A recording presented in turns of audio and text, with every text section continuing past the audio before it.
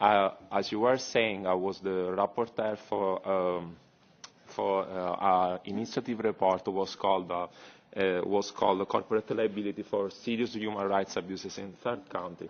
And this was a report that was coming from the Durand subcommittee and was approved with a large majority both in the committee and the plenary session. But after this large majority, we had no feedback from the Commission. We had no feedback from DG Trade. We had no feedback from any other DG. And I have to say that, for example, a couple of weeks ago, when we have a debate in the DEVE committee about the garment sector report, which Lola Sanchez is here, is our rapporteur, the DG Trade told us that we don't need and we are not going to have any binding instruments, and there's no need for this kind of instruments. So that shows us, as is different, the position of the Parliament, which is the only body that is elected, that is representing European citizens. So we should represent the will of 500 million of citizens, and then the Commission that should move the legislative action in order to give concreteness to our will. We have different vision, but we hope that from debates like this one this morning, with the cooperation of different political groups and civil society, NGOs, that can make some pressure on the Commission, we can move those steps forward that have been missing so far. And we were talking about this report, but there is also the work that Maria Arena is carrying on in the INTA committee and on the global value chain, which I am rapporteur for the opinion in the DEVE committee. And this is another chance to show the Commission that we are in that way. We want to start with those instruments. We are happy to hear, for example, that the French Parliament is moving with this bill some steps in that direction. I'm happy to hear that there is some other legislative body in Europe that is moving in that direction. And from this perspective, we hope that during this term we can see from the Commission, because this is the basic point we want to see in this occasion, to take some concrete action in that direction. So this is my will, and I thank you for this not to say it again.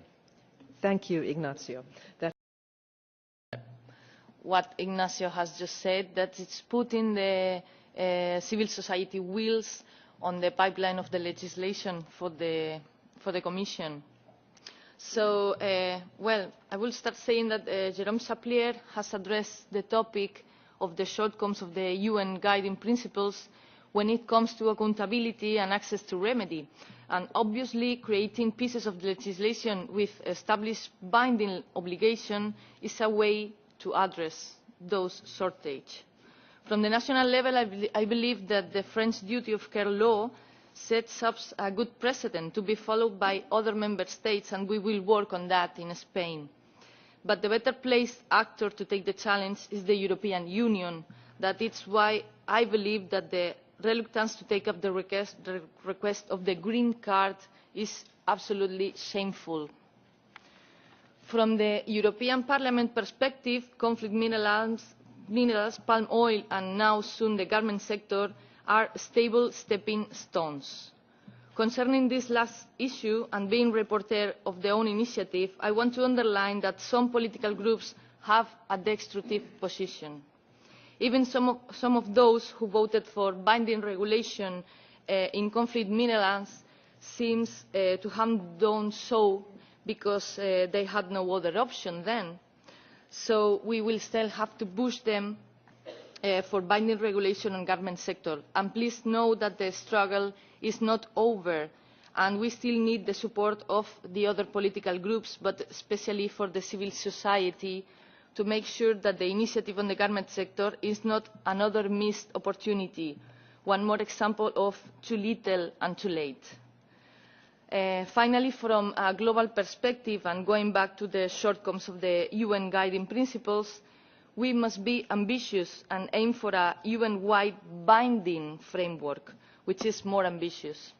As you probably know, the Resolution 269 of 2014 of the Human Rights Council has set up a working group to create a binding instrument to address business and human rights. The idea behind this process is that the guiding principles are okay, but they are not just delivering. And we must hence build a binding framework at UN level. It seems to sound also logical to the European Parliament, since the initiative has been welcomed by several reports. However, we are still waiting for the Commission and all the Member States to actually support this process instead of adopting a negative attitude in each meeting. To finish my speech, I would say that the government initiative has been approved in the Development Committee with hardly any resistance, but with the abstention of the EPP and ECR groups. In April too, we need to reinforce the support to this file. EPP and ECR will have then the opportunity to stand themselves by civil society, supporting the many initiatives that are currently in the pipeline. The European Commission should not turn their back to all these calls for a legally binding legislation on human rights and business. Thank you so much.